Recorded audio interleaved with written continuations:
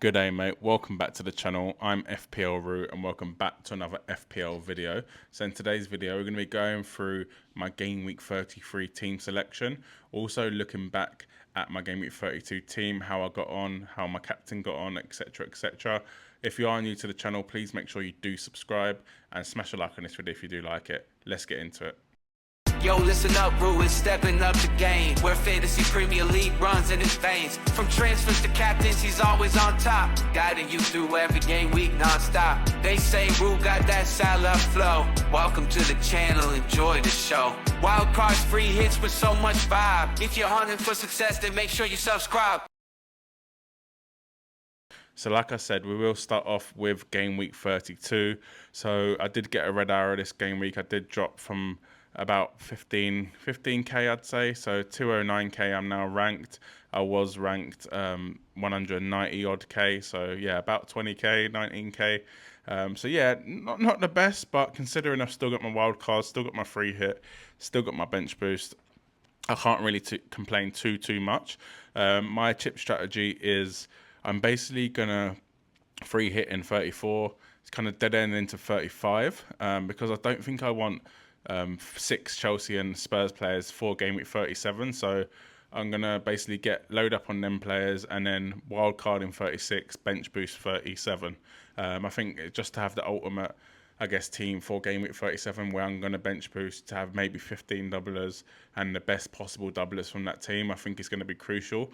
And the fact that I can actually play my free hit in 34. So I think I'm getting the best of both strategies. I'm getting the best of free hit 34 strategy and I'm getting the best of wildcard 36, 35 strategy.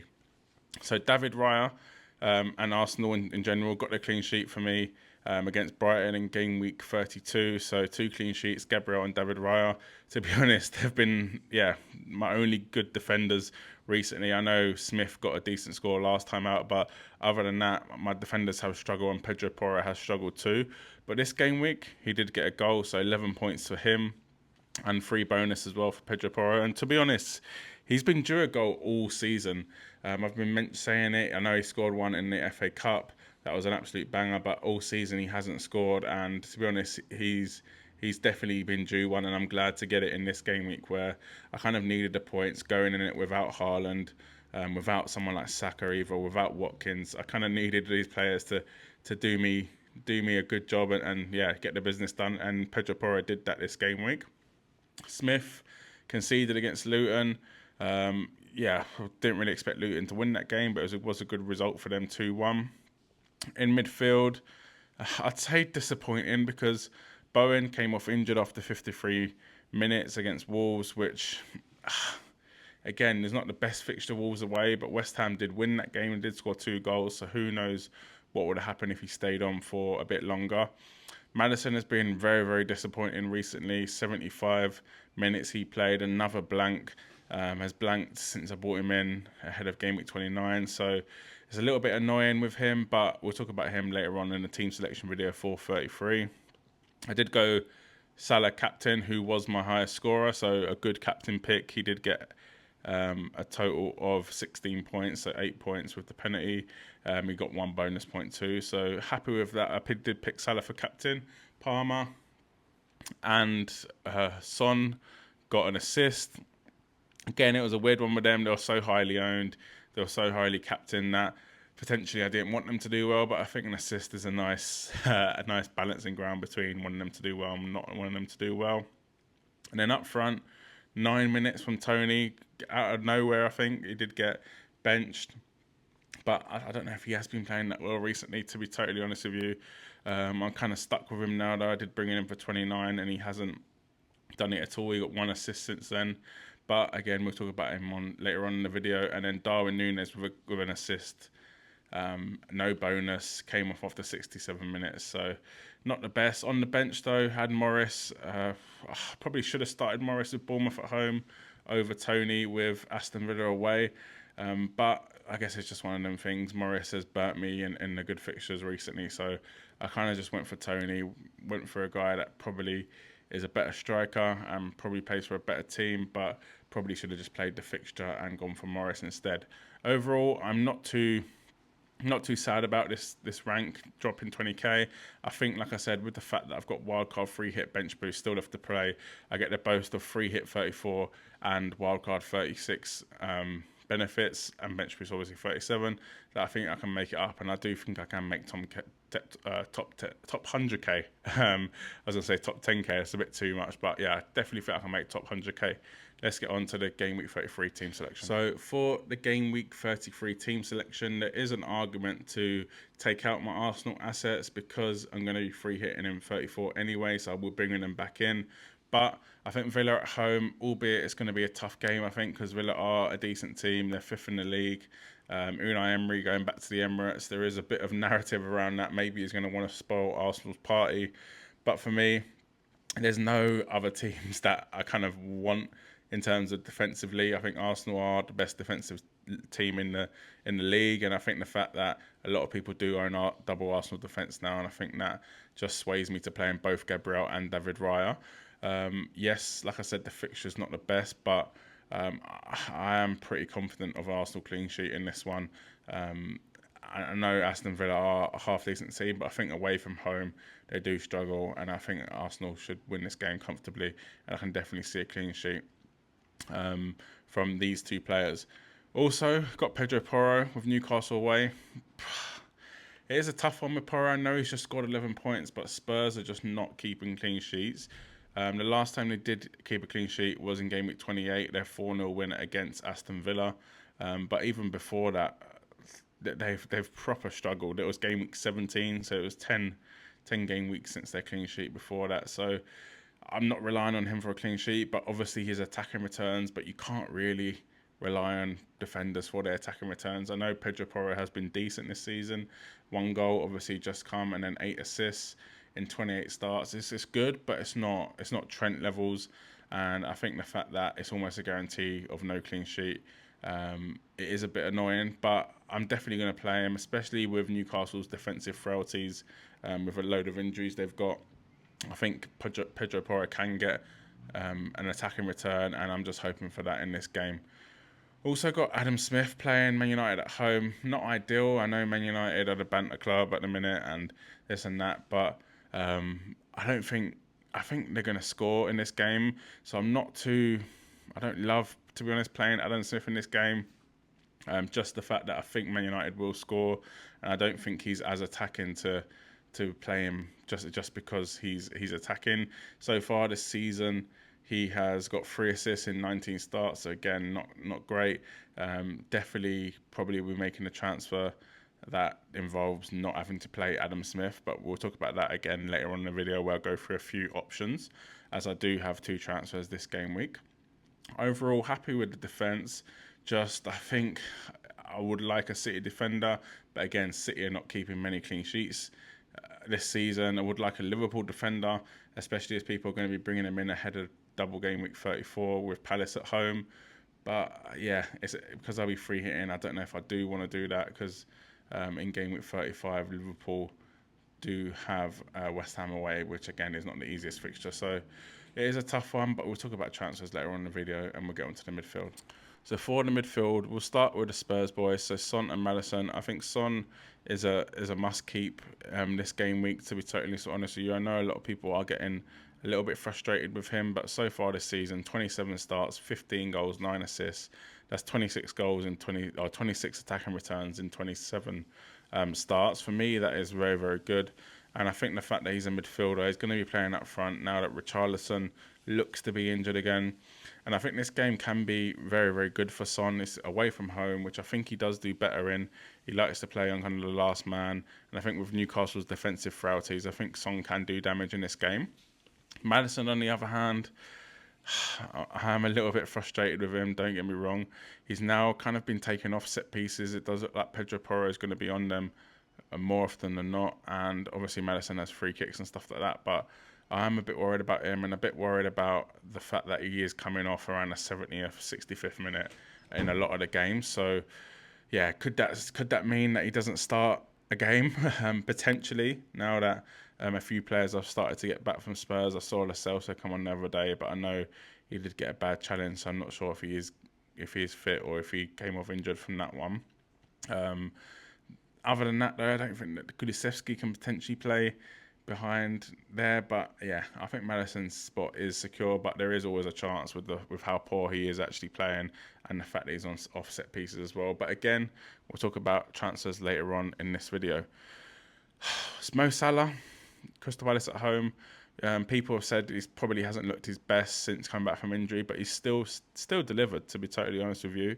He obviously came back and got a goal and assist against Brentford in 46 minutes, then got injured again, then got 29 minutes against City, blanked, goal against Brighton, blank against Sheffield United, and a goal against Man United. So 2 goals in the last 3, which is very, very good, but obviously we expect so much more from Salah. This game, I think Liverpool are going to want to bounce back after drawing against Manchester United, that is, and Manchester City they did draw against as well, but Manchester United definitely. 17 goals, 9 assists for Salah, 23 starts for him. For me, I think captain is on Salah this game week. For me personally, if maybe you own Haaland, you could argue Haaland is a better captaincy choice against Luton, but if Haaland does play against Real Madrid, you could potentially see him rested against Luton with the Real Madrid fixture up next as well. It is a perfect game for Pep to rest players, and you could potentially see someone like Alvarez start up top instead of Haaland. So I do think Salah is the guaranteed captain choice. You know he's going to play, you know he's going to be on pens. You know Liverpool need to win, so I can definitely see that happening. Yes, Liverpool have got European game as well, but I know Klopp did actually play a strong team last time in the last round, but yeah, I can definitely see a few players being rested in this one. Bowen came off injured for West Ham in game week 32. It says there's a hip injury, 75% chance of playing. Doesn't look good for me. I don't think I'll risk it this close to playing my wild card at this point in the season. If there's any doubt that he doesn't play, he is going to be, yeah, he's gone basically. There's no way I'll be keeping him if he might not play, because I don't think my bench is strong enough this game week with Morris, Moreno and Doughty on the bench. So he'll probably one that's going to be looking to go, but again, we'll talk about that in the transfer part of this video later on. Cole Palmer, Everton at home, potential captaincy choice. For me, I think Salah does edge him, but he is definitely a potential captaincy choice. He's on pens, obviously. Chelsea have actually been scoring quite a few goals recently, 2 against Sheffield United, 4 against Man United in that crazy game where he scored a hat-trick, Cole Palmer, 2 against Burnley for Chelsea, 3 against Newcastle, 2 against Brentford, 1 against City, 3 against Crystal Palace, 2 against Wolves. So they have been scoring a lot of goals recently, and obviously a lot of that is to do with Cole Palmer. His returns this season is honestly incredible. No one expected him to do this well, especially as the beginning of the season he wasn't really starting as often. So 22 starts in total, 16 goals, 10 assists. So that's 26 returns in 22 starts, which is very, very impressive for someone that is, yes, he's an attacking player, but I wouldn't say he's a Mo Salah sort of attacking player or a Son attacking player. He is more of a number 10, maybe wide right. But for me, yeah, he's been incredible this season. He's staying in my team and definitely a strong captaincy option. Other than that, I am pretty happy with the midfield, especially Salah, Palmer and Son. Maddison and Bowen, I'm a bit worried with, to be totally honest with you. I don't really want to play him this game week. I know Maddison can do it, but for me, he hasn't shown enough over the course of the season, especially over the last four game weeks since he's kind of come back with injuries. 13 returns in 21 starts so far this season, which is not terrible, but I need it to be a little bit better. So Bowen and Maddison are definitely on the chopping block for my transfers, but again, we'll talk about that later on in the video. Let's go into the forwards. So the forwards are a little bit tricky. So we'll start off with Darwin, because there's no way I'm taking that Darwin with Crystal Palace at home. But again, there's always a chance of him being rested, especially with Europe. If he does play in Europe, I'll probably expect to see him rested.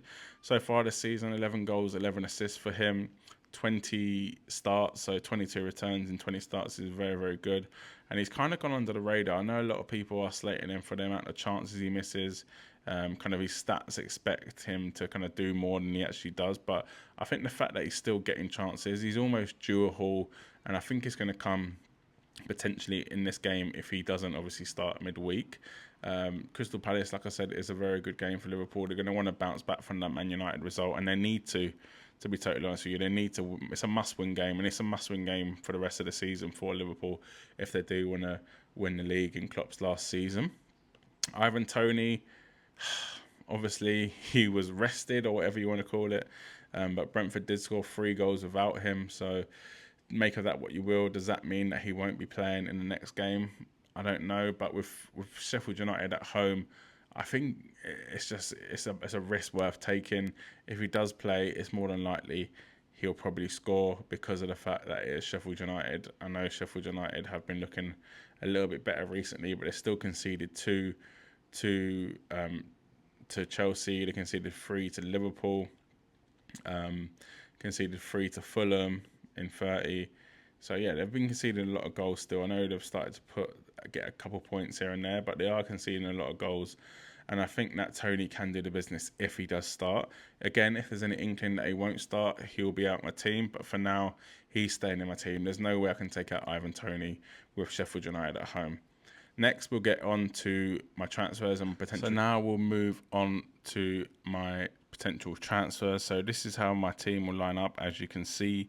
So like I said, I am thinking of taking out Bowen and Maddison. Obviously, I don't think I will take out Maddison because I am going to be free in a heat and in 34, and then I'll need him for 35. So we'll leave Maddison on the bench for now, I'd say.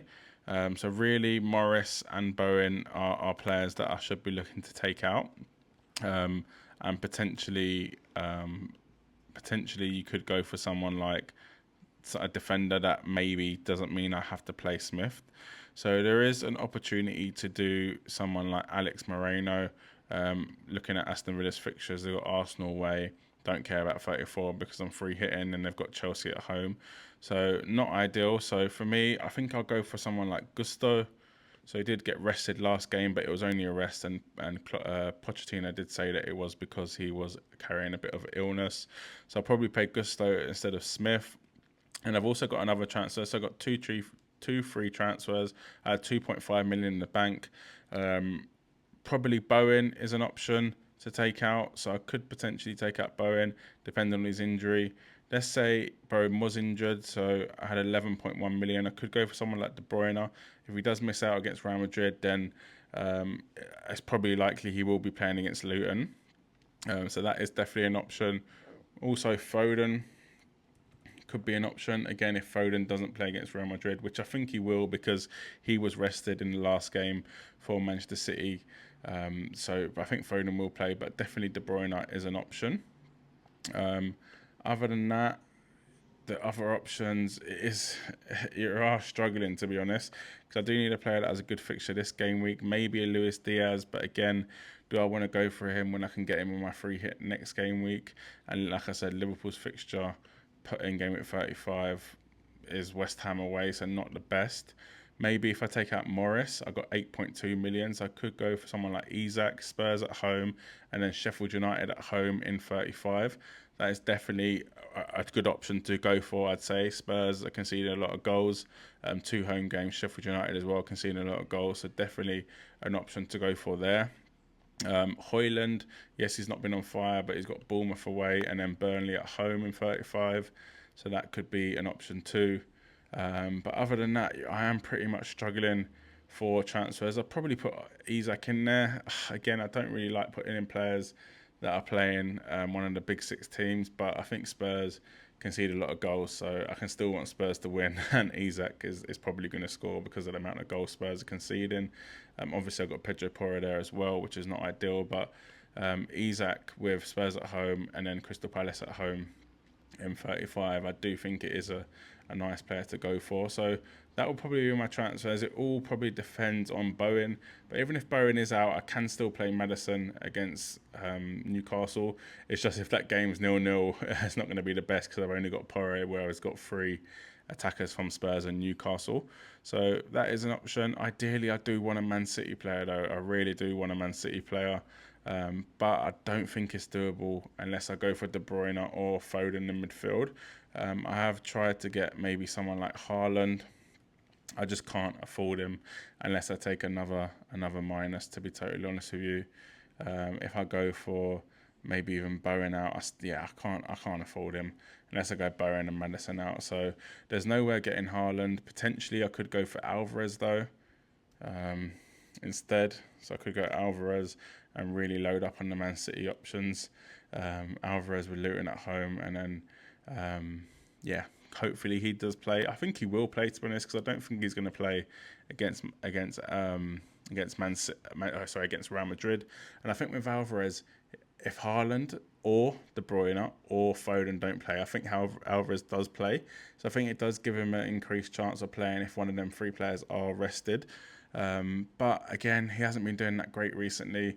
Do I want to go for someone like that, or do I want to go for Isak, who's on pens, plays for Newcastle, who is definitely going to play for? Yes, they have a lot of injuries, but they're playing a Spurs team that concede goals and a Sheffield United team that concede goals in game week 35. So overall, I think I'm probably going to try and get the Man City player in, even though I do think Isak is a good option. But if Bowen is out, I'll probably go Bowen to Foden or De Bruyne, and then do Gusto to Moreno. So that is going to be my potential transfers. Let me know what you think in the comment section below. Please smash a like and subscribe if you are new. If you're watching and not subscribed, please subscribe. It does help me out so much. I'm trying to hit 2K before the end of the season, and it's not doable without you. So please do hit that subscribe button, like the video, leave a comment below as well. Let me know what you think of my transfers. Let me know what transfers you're making. Let me know if you got a green arrow in game week 32. I want to know. I want to chat to you, and I will reply to every single comment. So cheers for watching, and good luck for the game week.